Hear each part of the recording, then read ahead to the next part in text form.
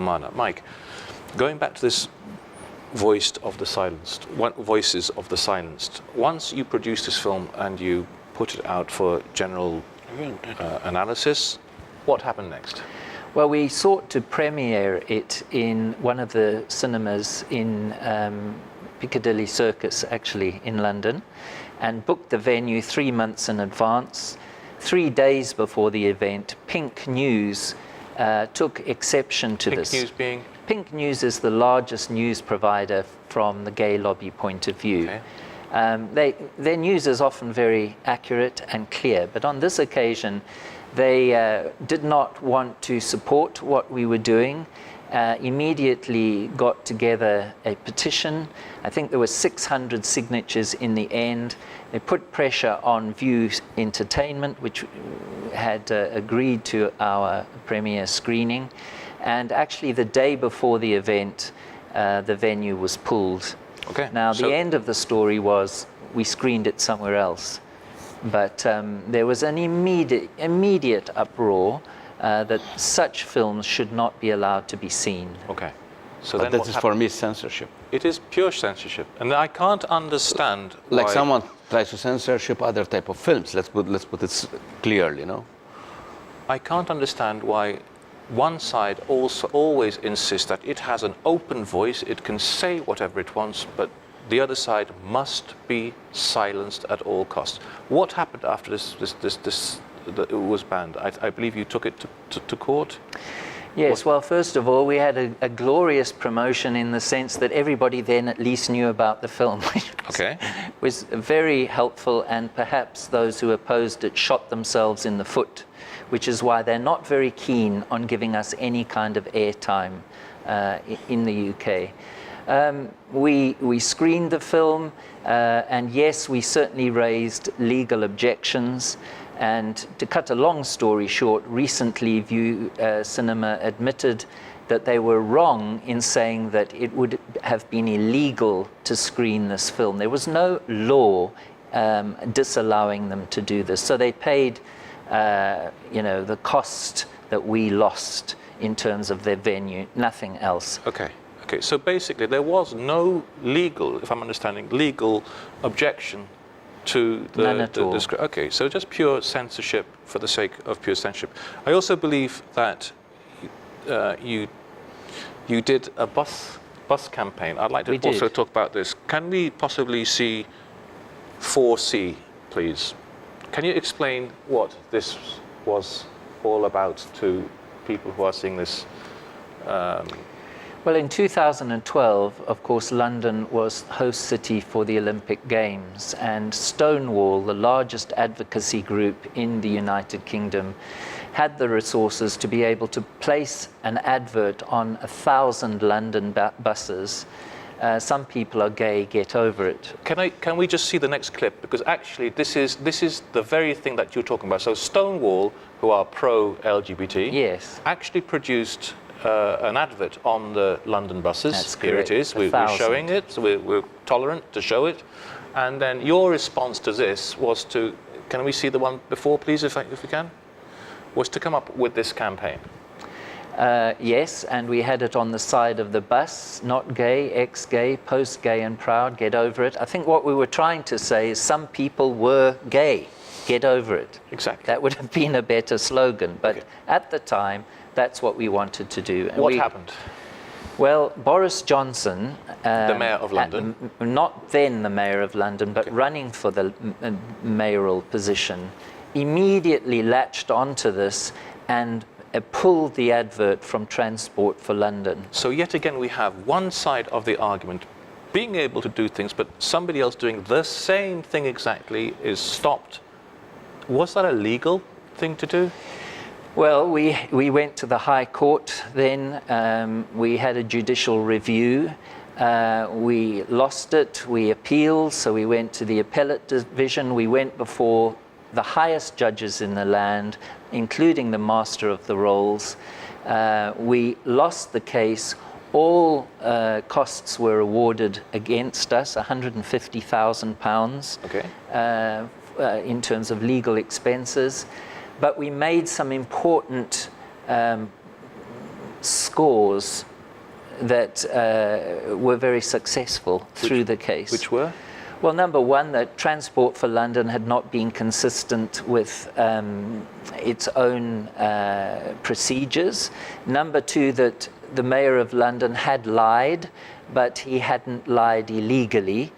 But Okay. we'll park that one. That's all legal And number three, that under UK equality legislation of 2010, ex-gay functions as a protected characteristic, which means that under UK law, you may not lawfully discriminate a person who has who uses this term ex-gay. No. Well, this is. Can you just go through that one particular point once again, because this is a very, very, very serious point indeed, and I want to make sure I've understood it clearly. So people who want to check this out can read the judgment online. They just need to Google Core Issues Trust versus Transport for London. It's paragraph 98. There are several documents out there, but look for the one that was in the appeal court. Paragraph 98. Which states? It's a comment. Mr. Squirrel is correct, the judge says, in helping us to understand that whether a person has a sexual orientation or the sexual orientation has changed. It actually uses the word change. The sexual orientation has changed, okay? It is, now I haven't got the words verbatim, but people can check this out. It would be illegal to discriminate a person's, against a person's sexual orientation, past, present, or future. In other words, sexual orientation is protected under the Equality Act, and ex-gay is functioning as a so-called sexual orientation, and therefore you may not discriminate in terms of services. Now, this is case law, and of course the UK government, in its now determination to ban what they call conversion therapy, has completely overlooked this case law. So just what we're saying here, I think this is a seriously important case. In front of the highest legal authorities of Britain, there is a judgment which says ex-gay is a protected sexual orientation. If I'm understanding correct, there is such a thing, if there is such a thing as lesbian or homosexual or heterosexual or whatever, there is also a gender orientation labeled ex-gay, which is as protected as the rest of the sexual orientations. Is this what we're saying? I believe that that's what that judgment is saying.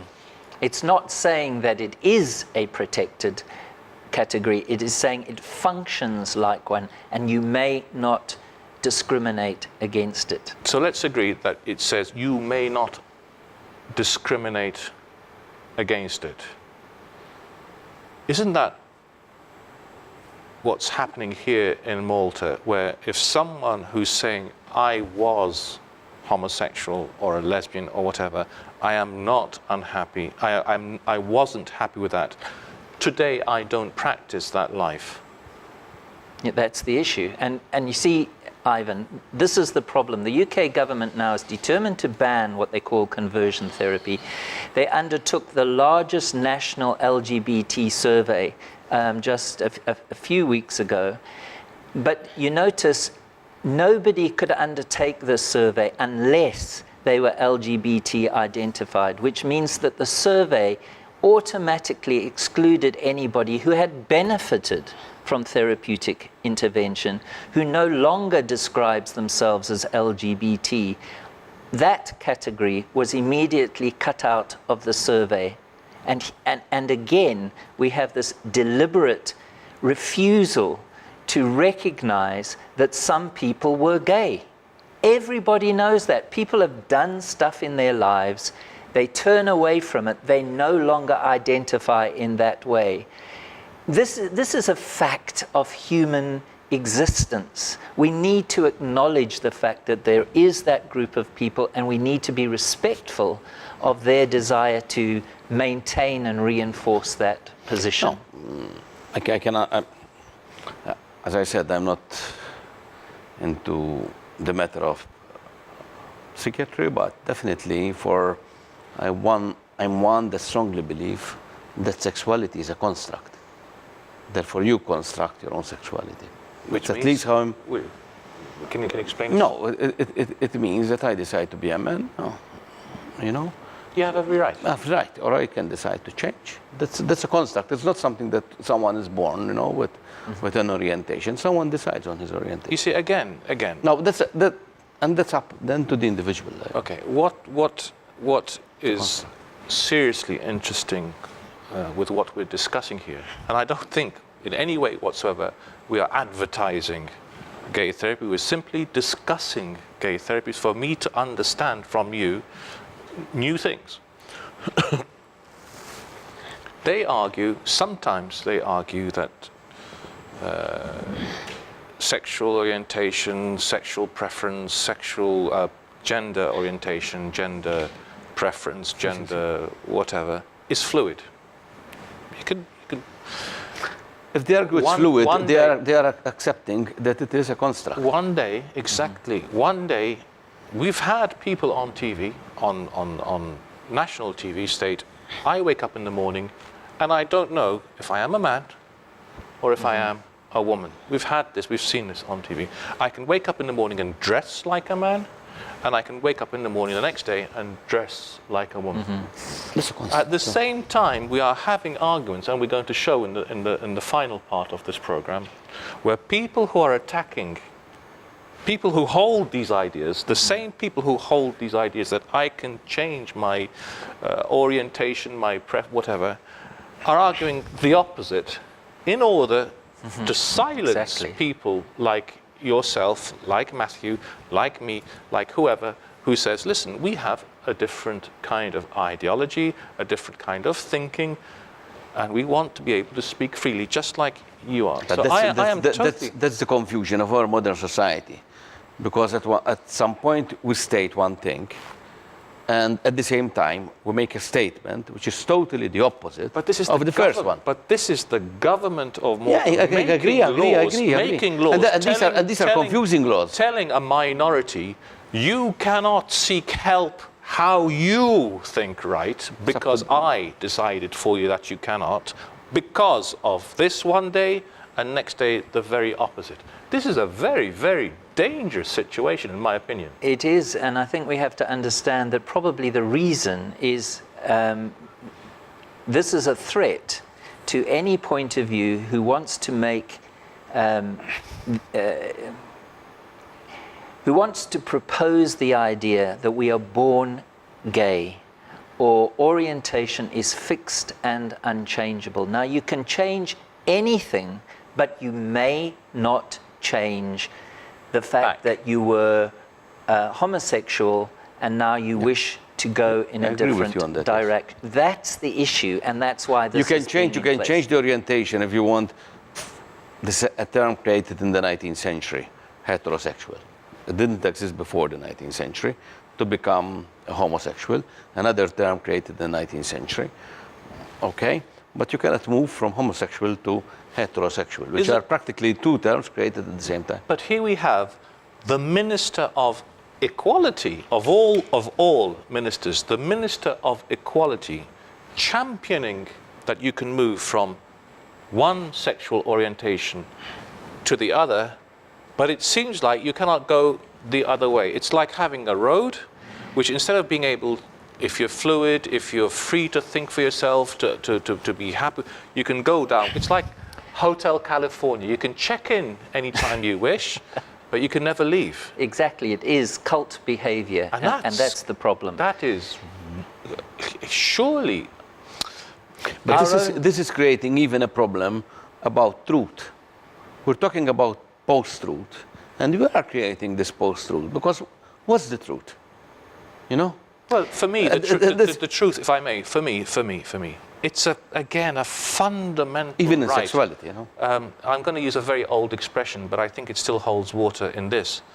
Self-determination. Self-determination. That was a political statement, no? But it's a cliche to whatever. No, it isn't. But for me to determine how I want to live and what I want to do, if I want to go and seek help, who is the government to say you can seek help this way, but that way you will go to prison. You will go to prison or be fined if you go and seek help or if somebody offers you that help. Now, that is wrong. In the United Kingdom, they pride themselves on being so far ahead in terms of gay rights. A great deal of attention is given to that. Even in the midst of Brexit, the government is trying to enforce this particular law. We need to ask ourselves why this is happening. Prime Minister Theresa May talks about the abhorrent practice of conversion therapy. She uses the same language as our Equality Minister, Penny Mordaunt. They both use that language. We ask them, may we please bring some people who have benefited or have changed their lives because of their religious convictions, and we are continually refused any kind of audience with these people. 30 seconds. No, I will just ask you one question. This is a political question. 30 seconds. How do you explain that certain what are called progressive theories in sexuality are at the moment being pushed forward by the conservatives and not, let's say, for example, the Labour Party? How do you explain that in the UK? Why the conservatives are so in favor? We have to close. I think it's simply because that's where the power lies. The power lies with sexual. We've seen race politicized. We've seen religion politicized. We're now seeing sexuality politicized. The politicians know where the power is. The politicians go to the power, and that's what they are implementing to achieve the goals, their goal, to remain in power. So it's all about vote catching rather than policies. I believe it is. We have to finish this this third part of the program. Kuno mana wara din break ħalli nispiċċaw l-aħħar parti tal-programm.